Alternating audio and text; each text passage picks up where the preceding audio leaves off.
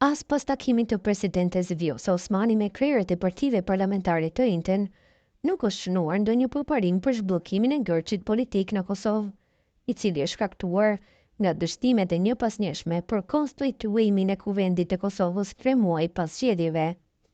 Presidenti Osmani tha pas takimit se nuk ka pajtim rreth konstituimit të kuvendit, por shtoi se ka parë një disponim minimal tek liderët partjak për të gjetur një zgjidhje për këtë çështje.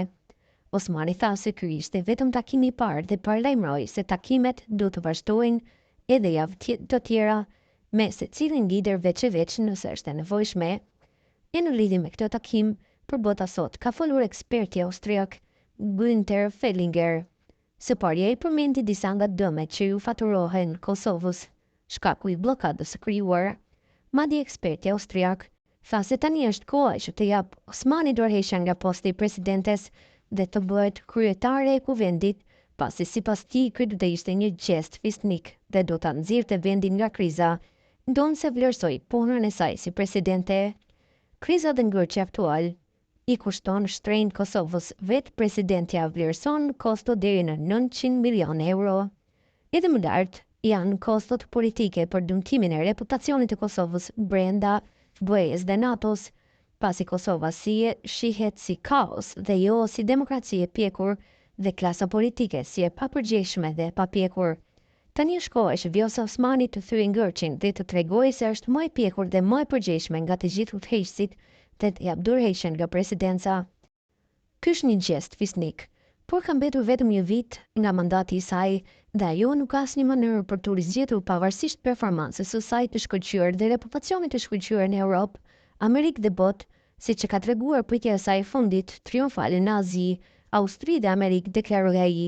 Fellingeri konsideron se kjo do të ishte një mundësi shumë e mirë për ta thyer ngërçin e krijuar politik me Osmanin kryeparlamentare dhe me një qeveri të përbërë nga partitë shqiptare, e cila do e minonte ndikimin e listës serbe dhe presionin e Grenell. Mënyra më e mirë për të thyer ngërçin është që Vjosa Osmani të jap dorëheqjen dhe të njoftojë qëllimin e saj për të kandiduar si kryetare e parlamentit dhe që të gjitha partitë e shqiptarëve të Kosovës ta zgjedhin atë si kryetare. Kjo i ofron asaj një mandat të ri 4 vjeçar për të përfaqësuar Kosovën ndërkombëtarisht dhe për të vazhduar punën e saj të shkëlqyer për Kosovën në një rol të rëndësishëm. Nevoja për të zgjedhur një president të ri, shteti ofron një mundësi të re për udhëheqësinë e Kosovës që të bien dakord për një koalicion të ri evropian midis socialdemokratëve, vetëvendosjes dhe PPE-s, LDK-s konservatore dhe PDK-s liberale, pa ndonjë rol pengues për listën serbe të drejtuar nga Vučić dhe pakicat e tjera. Kjo do ta bëjë Kosovën më të fortë kundër ndikimit serb dhe do të lejë Kosovës të gjitha aleat më të fortë dhe familjen e partive europiane dhe ta bëjë Kosovën të fortë kundër presionit të Grenell, nënvizoi ai. Tuti eksperti austriak kishte edhe një kandidat potencial për president, e që sipas tij është profesor Alush Gashi. Kurse sipas tij kryeministri i qeverisë gjithëpërfshirëse do të ishte Kurti, kurse Abdigjiku e Hamza, zëvendës kryeministra. Partitë duhet të bien dakord gjithsesi për një president me 80 vota dhe për këtë një bush shteti i moshuar si profesor Alush Gashi mund të jetë kandidat ideal për president i pranueshëm për të gjitha palët ose për t'i kërkuar përsëri Pacollit, këtë herë për një mandat të plot, por sigurisht dikush mjaftueshëm i vjetër për ta bërë vetëm një mandat si president.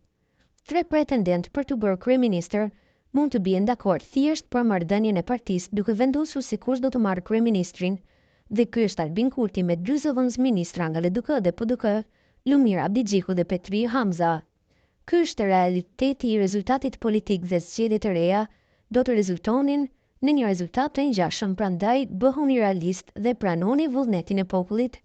Në fund, Fellinger shtoi se tash ka mbaruar koha e luajrave për karrige të pushtetit dhe liderët politik duhet të bëhen më serioz, e këtë gjë beson se mund dhe i takon ta bëjë presidentes Osmani.